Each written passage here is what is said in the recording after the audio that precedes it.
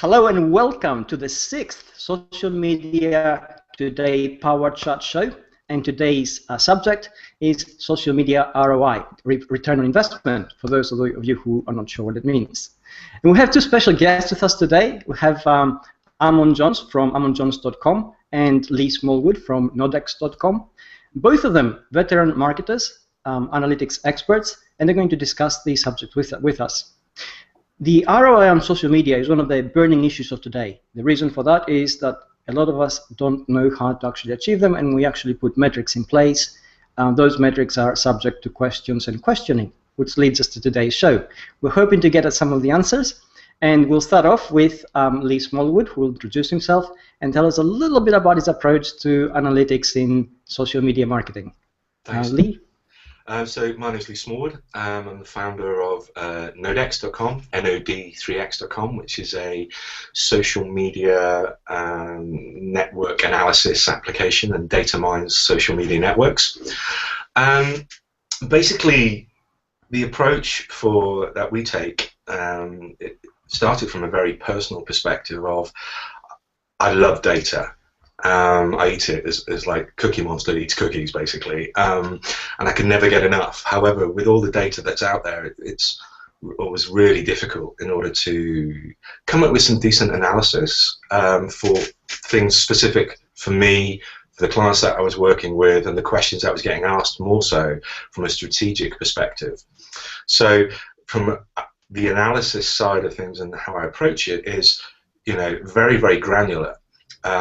So the more granular it can get, at least you're going to get to the bottom of the answers, if you know what I mean. Which countries, first of all? Are people?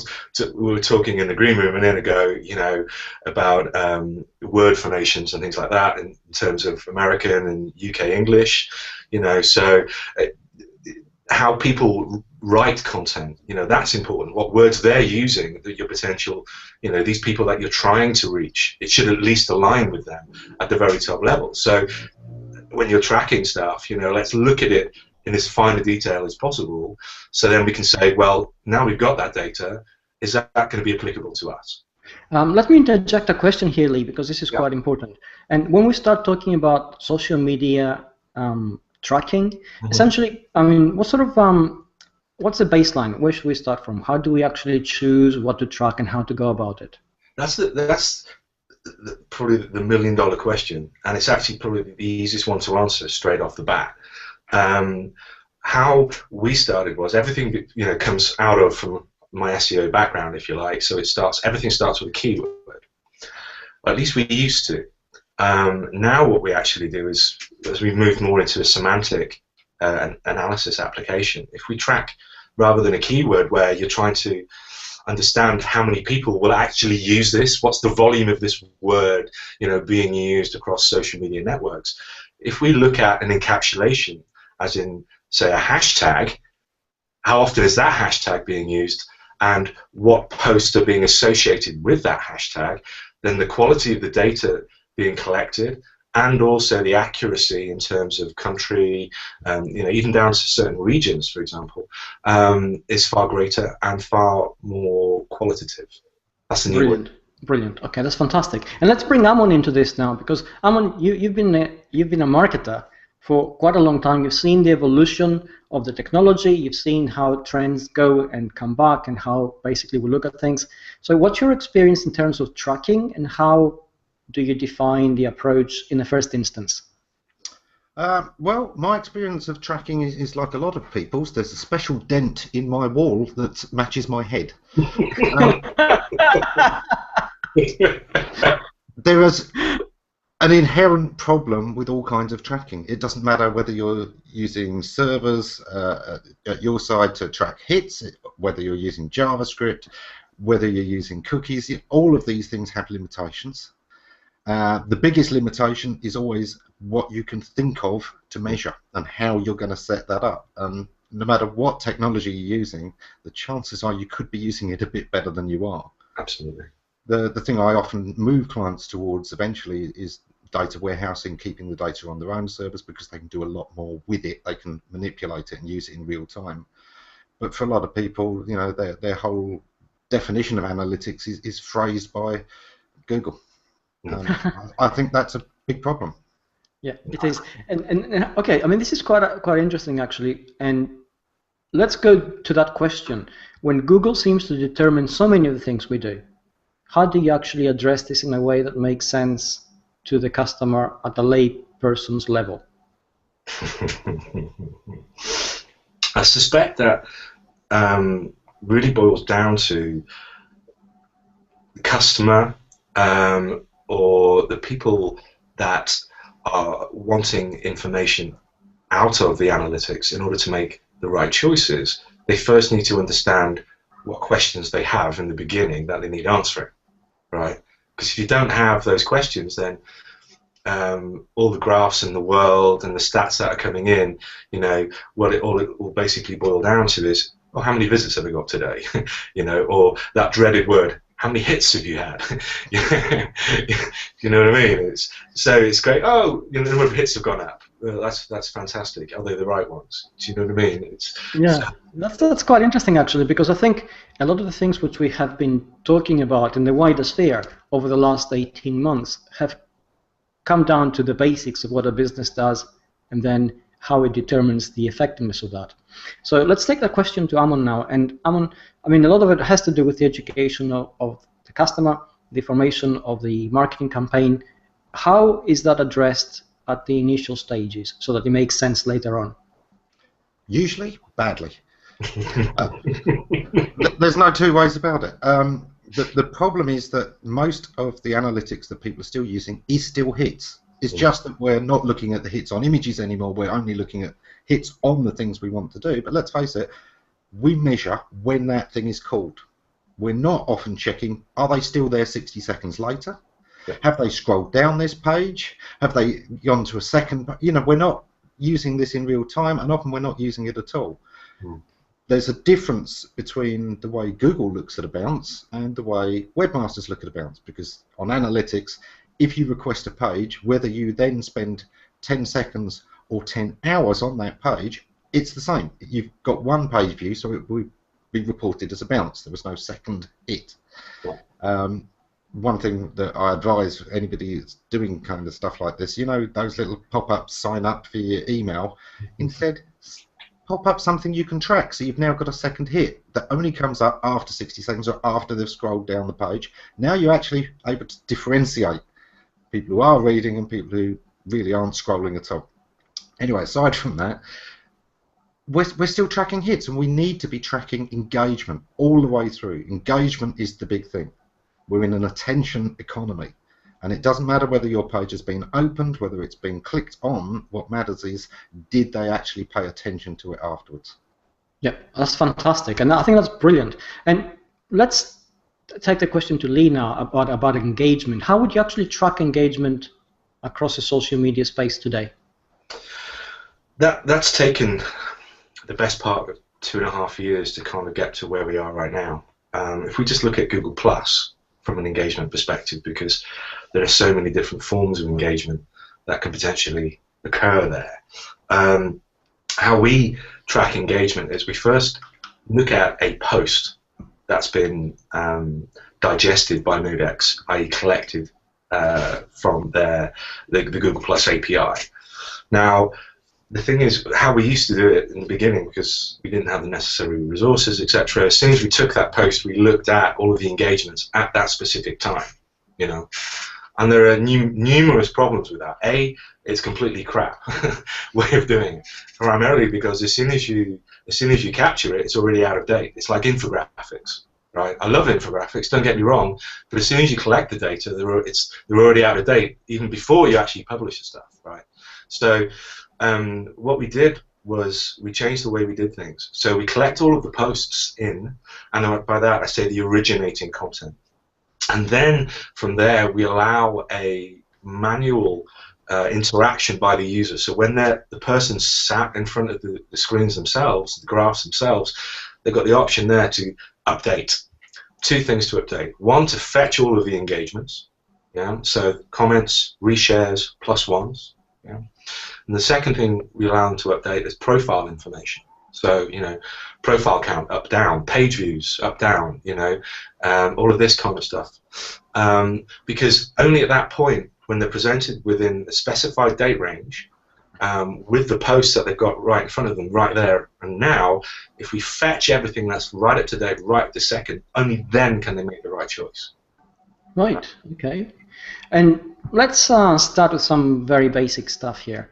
When it comes to actually presenting results in terms of social media campaigns, what kind of ROI metrics are we looking at? I mean, how are we breaking engagement down into what? I mean, in the past we had, as you both said, we had hits, we had page views, we had visitors perhaps. And everybody was very comfortable with that because they fall very easily in the pie chart.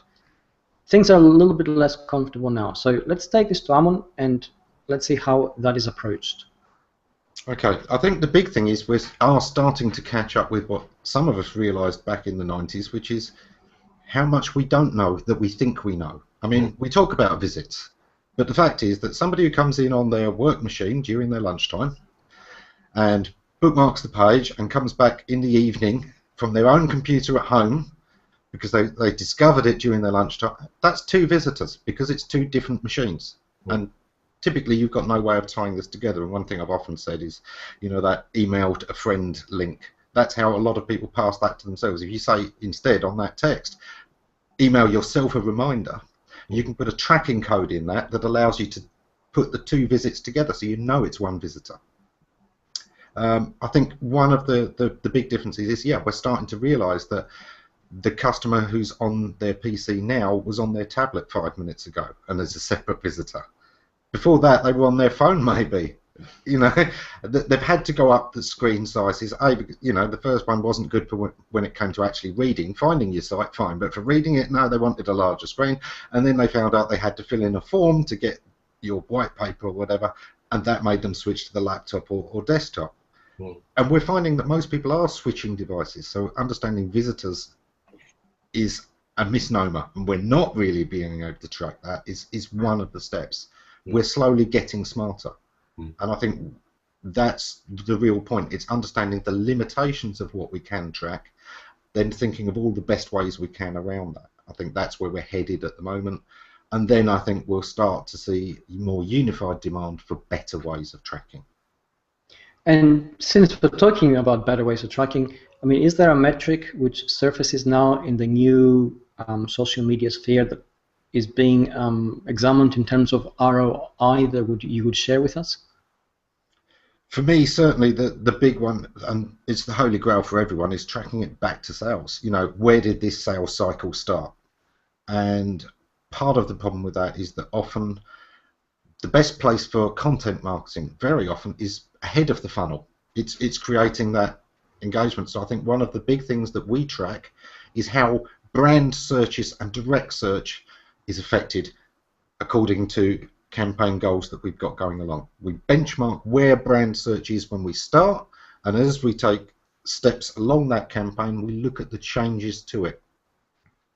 Okay, it makes perfect sense, really. Okay, and let's take this to Lee now, because Lee, when marketing campaigns are crafted these days, they still tend to rely on the old metrics, but obviously new ones are creeping in. And from your perspective, what sort of metrics would you be looking at in a new kind of campaign to ascertain its effectiveness? Yeah, I mean, ultimately, it's initially going to be dependent upon the type of content, right? Because one of the things that not everyone that we work with, there's agencies like Lexus that we work with have got it, spot on, but there are some like brands and other agencies that just really don't quite get it. And basically from there, it's like, what's missing at the end? Call to actions. I've done this, I've read this, why should I share it? Why should I do next? You watch a video, which is great, but what's the call to action, at the end? So is it going to, do you want them to, even at the basic format, like a video, subscribe, what? It's all missing, and it's not just small brands or one-to-one businesses, but large brands that are actually missing this stuff, So that, from a form of metric, is that happening? Are people resharing the video? Are we tracking? Can we track that reshare? You know, across social media. If it's from YouTube, for example, you know, we're tracking the short L as well as the long L. You know, tracking it across Twitter from the long, or when it gets from the long URL, is slightly more complex because it gets converted to a dynamic t.co URL, which changes every single time. But you know, there are things like, you know, with Tagman that you can do a little bit more with. However, you know, we're doing some app seeding at the moment, where we're pushing traffic out to both iOS stores and also to Android stores, and you know, that is tracking. That is massive, because you know, we're sending traffic there. Is it the right traffic? Well, we don't know unless we see the conversions. You know, so, and it's basically gathering all this information to see, hey, what we're doing, are we tracking it the right way? Is the call to action right? Tracking it from there to see what the conversion rates, and then coming back again. So. It seems that it seems that essentially ROI, which used to be a fairly linear equation, now has become a lot more convoluted with a lot more moving parts, and certainly no direct kind of solution. So let's address that specific question, and I'll ask Ammon first. First of all, how do you introduce that notion into the client interface? Because sometimes you get traditional clients, they still expect the old kind of linear approach. I usually start by asking them a question. What's the ROI of giving your salesman a telephone? Because you wouldn't think of not doing it. Yeah. But there's nobody going, right, well, you spent 15 minutes on calls there. How much exactly did you make from 15 minutes? And can we extrapolate that every 15 minutes you're going to make this? Of course not, but we know that they need to communicate. Well, now the telephone isn't the only device. We're communicating via the internet all the time, and it's very much the same. The ROI that you're going to get from social media depends on who you're talking to, how effectively, and at what time in things that are going on. You know, is this stuff that's building up your brand, or is it stuff that's actually driving sales? And neither one's wrong. They're just different. Yeah. You know, the ROI that you're going to get from social media depends on how well you use it. It's a tool. What's the ROI on a paintbrush? For me, it saves me calling in a decorator. For Leonardo da Vinci, it's a place in history. Yes. Same tool. Same question to Lee, okay, because obviously you have a slightly different perspective, and it'll be interesting to see how this kind of overlaps or not. Yeah, I mean, one of the hardest things, I think, to get it or convey to a brand or business about ROI is not necessarily, you know, the return on investment, but the return on involvement. So if we look at it from let's say it's a community manager's perspective or a customer service perspective, you know, where we're tracking or opinion data relating to a product or service prior to, let's say, you know, a new channel's been opened specifically to deal with that. Not necessarily saying that there's going to be direct impact positively on the bottom line. However, what is going to be happening is that, you know, through indirect communication and customer service resolves and stuff like that, that the recommendations from the people that you're helping, when they become now your advocates as opposed to your negative opinion makers and formers, will have a direct impact some way, you know. So that from that form of tracking, trying to sway them away from just looking for views on a video, but looking to engagement from people that have reshared the post, and then further engagement on those posts by the people that have been sharing that content is invaluable. Because, you know, if people see the brands getting involved with certain engagement on, you know, key issues relating to X, and that can be political, it can be, you know, product orientated or whatever, then that has a certain amount of ROI, you know, because either from a brand awareness perspective, you know, immediately, rather than being on the peripheral part of the conversation, you're now starting to get involved with it. So that interjects you straight through, if you like. Excellent. However, from an immediate aspect of saying sales or downloads, you know, well, that will automatically depend on the quality of the content that's going out there in the first instance. You know, is it aligned with people discussing that specific topic or product or service, as an example, and is the call to action clear and motivating enough for people to actually take action on it in the end? Okay, that's really cool actually, because on that note, we actually have a question which asks, what is some of the best ways to present a call to action? And let's have this one first with Lee, please. Again, I mean, Cheryl, for me, it all depends on what the content was produced to do in the first place. Now, if you produce content in a vacuum, saying, you wake up in the middle of the night, as some people do, go, I've had a great idea, I want to do this, I'm going to write about that, and blah, blah, blah, blah, and you start crafting it, and a couple of hours later or whatever, you post it and wonder why it's not getting any traction. It's probably because you have created it in a vacuum without kind of aligning it to answer people's questions in the first place, right?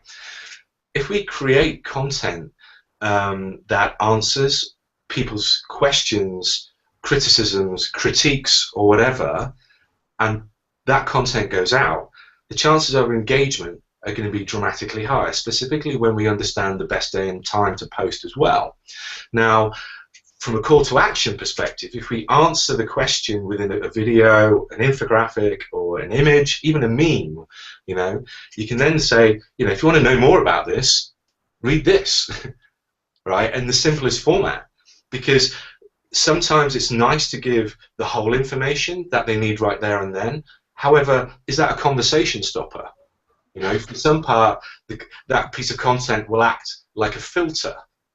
For the majority of people on the web who are searching for free information or freemium information, that content is enough. However, the potential people or companies or brands that you want to be working with, let's say, if you're in that, then those people will read your content and go, you know what, I'd like to work with this guy, I want to know more, therefore, the small call to action at the end, if you want to know more about this, do this. Then you're filtering out people that are satisfied with your initial answer. But for those people that want more, you're bringing them down the sales funnel into that, a little bit more deeper level conversation. And Ammon, have you got anything to add to this? Yeah, it's always the thing of, yes, understanding what you're trying to achieve in the first place. Whenever you have an interaction with somebody, in the real world what you want to achieve. Am I reinforcing my friendship with this person and it's simply a social exchange? Am I trying to convince them of something? Am I trying to learn something? And you need to approach your online communications the same way. With this piece of content, am I trying to inform them and educate them? And if so, in which direction? And how will I measure that?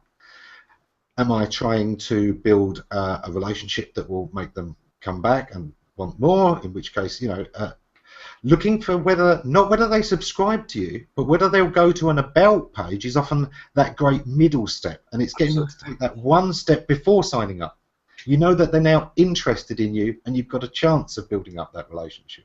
Whereas if they don't even go to your about page, they're not interested, or they already know about you, and either way, they've either already subscribed or they're not going to. Yep. So always be thinking about what you want to achieve and how you're going to achieve it before you even have the conversation. Okay, that's great. And there's a follow-up question to that, which says, when a post gets hijacked and all the engagement on it is completely unrelated, are the benefits still there, or are there any benefits at all? And Ammon, if you sort of continue on to that. Yeah, it's going to be no surprise to people that I'm used to conversations going wildly off topic and still being of great value. It gets to show another side to you. You can be more human and make that connection.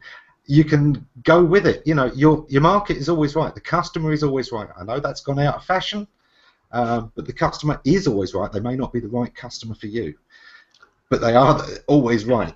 There's a fine distinction. Absolutely. I love what you just said. That's really cool. So understanding how to connect with people, let it go. Let it go where it wants to go. That's what social media is about. And the very fact that you're able to do that separates you out from so many of the old school businesses. That is gold to people. Yeah. One of the things people love isn't just that I can tell them a lot of interesting things about SEO, it's that I can probably make them laugh along the way and make them feel good about it. And we connect. They understand it better. Brilliant. And we have another question which says, tracking the long tail is something of very specific, and some people do it. Is this something which is still clicked on out of interest or curiosity, and do you agree? Let's begin with this one with Lee, please. So I'm just rereading that question again. So tracking the long tail is something interests me because you can get a delayed action response, or perhaps a friend sent them a link which they clicked out of interest and curiosity. Do you agree? Yeah. I mean, it's these kind of tenuous links. Yeah, they may seem a little bit off-piste, but you know how I browse the web. I start off on a link from a web page and see where it takes me. Sometimes I just link surfing. If someone sends me a piece of content via a link and it's closely related, or maybe really, or not so closely related, but the fact is they've sent it to me, and because I know them, it comes under something which from what's called social network analysis called homophily, or birds of a feather, like minds.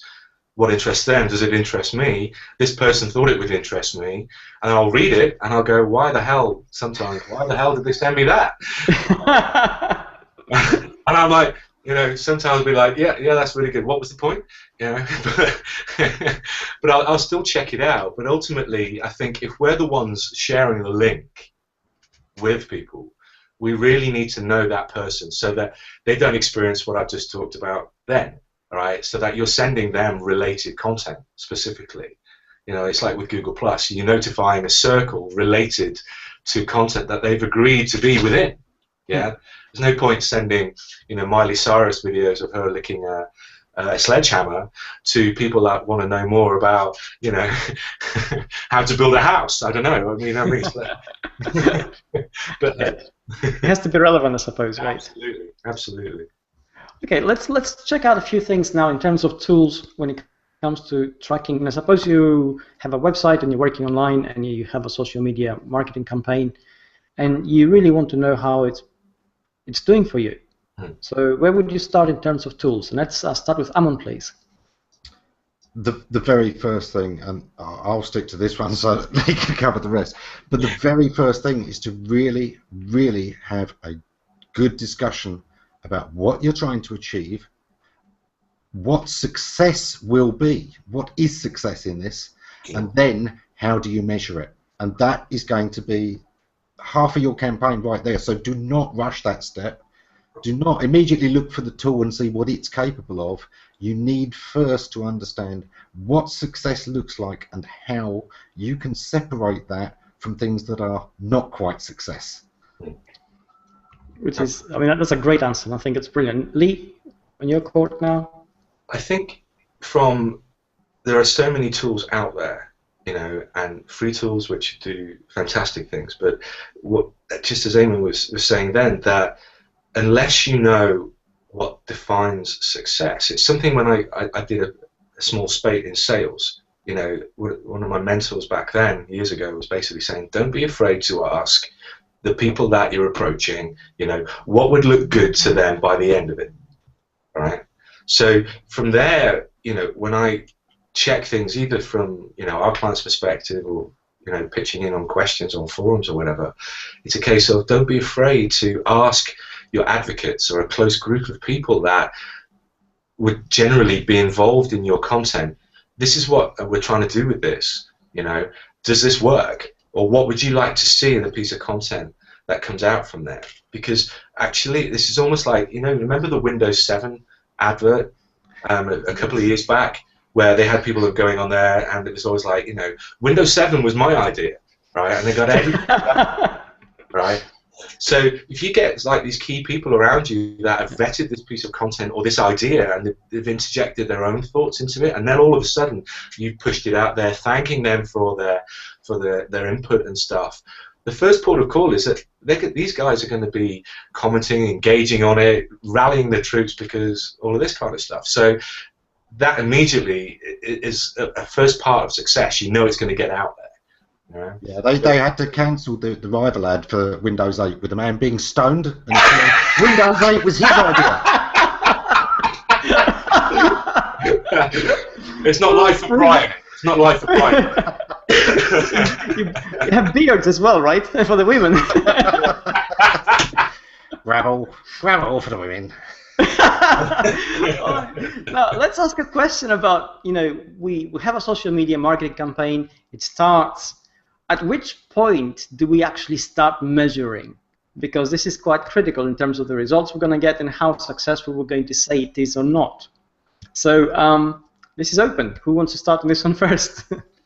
Well, I think it starts well in advance, first of all. From my perspective, it's always about, it's a personal perspective. I know it doesn't necessarily work with large brands and things like that, but I think it is a scalable thing.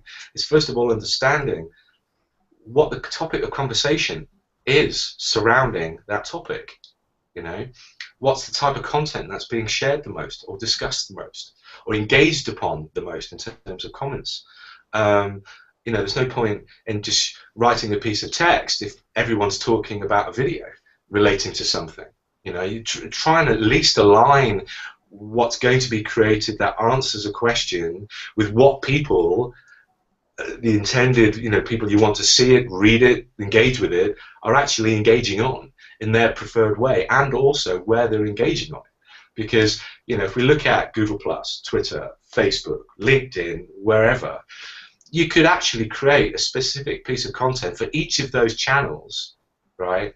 And we'll call them channels in the old sense, that aligns with that audience more readily, Brilliant.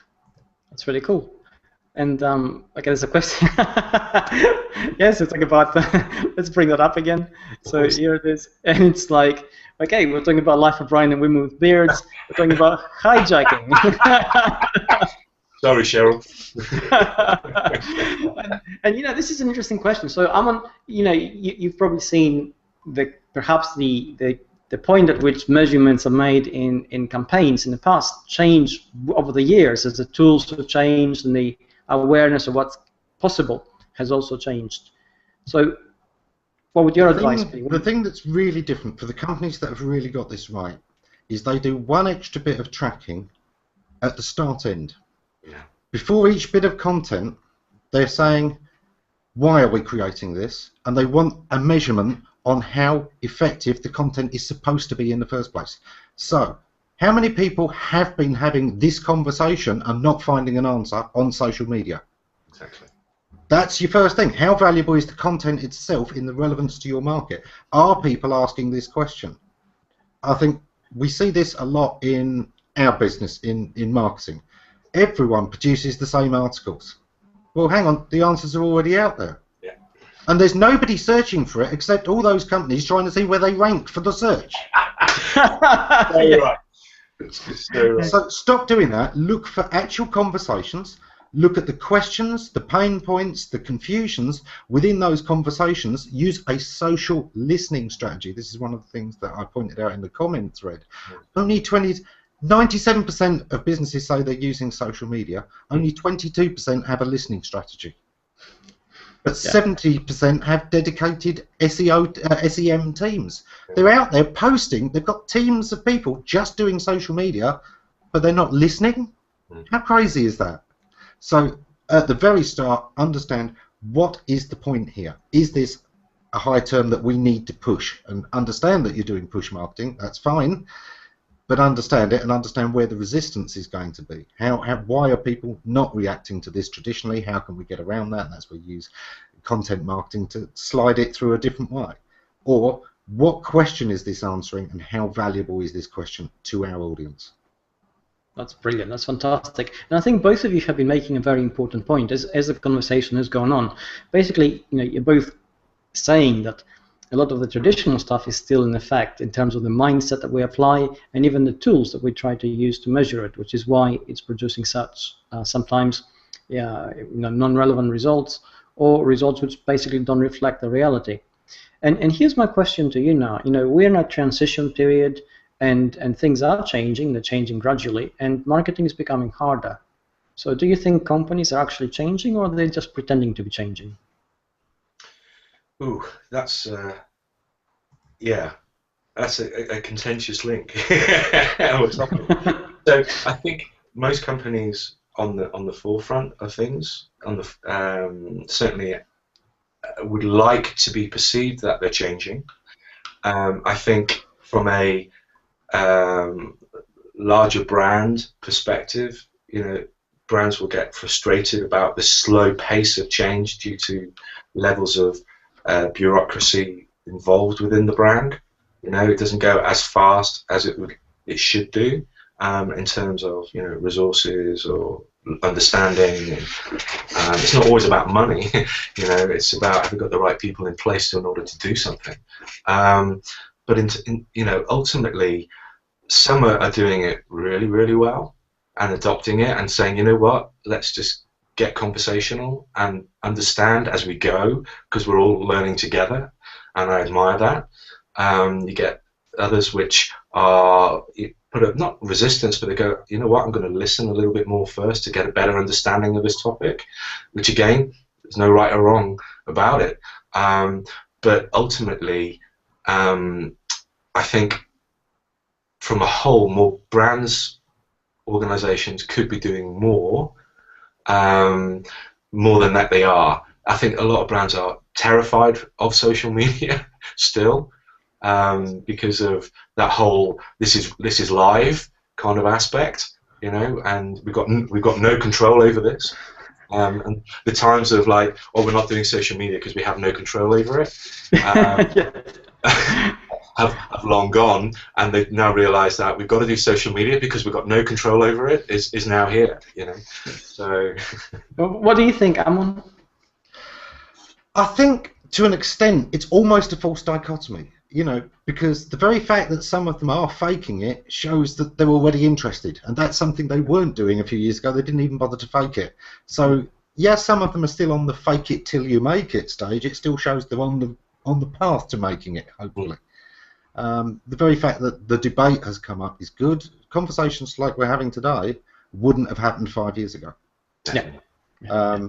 What's worrying is that, marketers for years and years have been reporting in the surveys that their biggest concern is how to measure ROI. Right. So what have you done to provide an answer instead of look for an answer? Yeah. Every marketer should be looking at that. Sometimes the tools aren't there yet.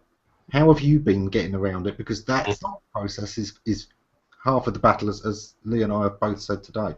Thinking about what you want to measure and why is half of the battle. Then finding a tool that can do it, that's easy. You're so right. And the thing from there is like so many people look for the definition of ROI, so they go searching and then they produce this copied content and then go back to their line manager or director and go, this is what we should be measuring, right? And it's so generic. All you would need to do is just cut and paste a company name from one to the other, and actually it would work, but it's not specific to their company. Yeah. And that's the point. And we have, on that note, basically we have a comment which is quite long, really, but essentially it comes down to a slide share which Ammon shared in the past, and Kristen here is asking, Ammon suggesting getting rid of Google Analytics and learning in a different way. I've always thought that Google Analytics was the most elemental analytics to implement. Could you please explain your alternative to a person new to installing, just let me get up the full thing, installing analytics so they can understand it? Yeah. It's a slide share called Delete Google Analytics, a Crazy Idea.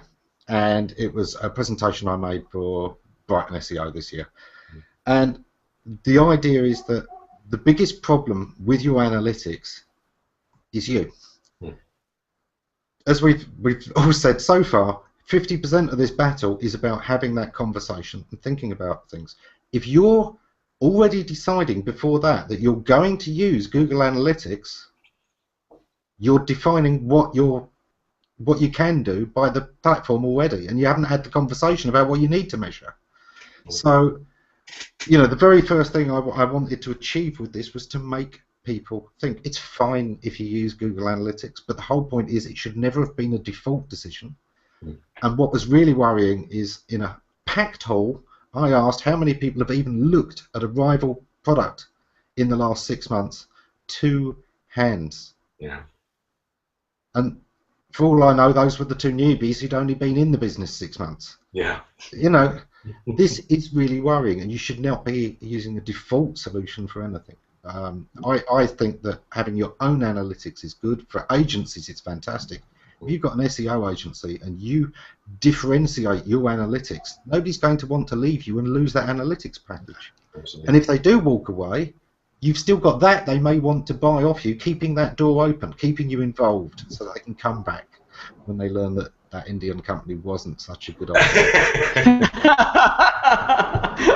Okay, well, on that note, I think there's a question which came up in the thread when I was sharing this event to begin with, and somebody posted, okay, you know, how do you start putting any kind of analytics in place which will not take your own bias into account? And I think that's quite significant sometimes, because we tend to measure the things which we're comfortable measuring, expecting to see the things we expect to see, and invariably we do.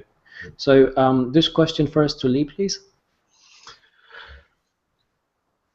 I think certainly from my perspective, it's avoid measuring the easy things, because, you know, just going back at this link to what, you know, Ammon was just mentioning there, is that I completely agree that if all you're measuring Google Analytics with is your site visits, then you don't need it, right? Because it's pointless in having it.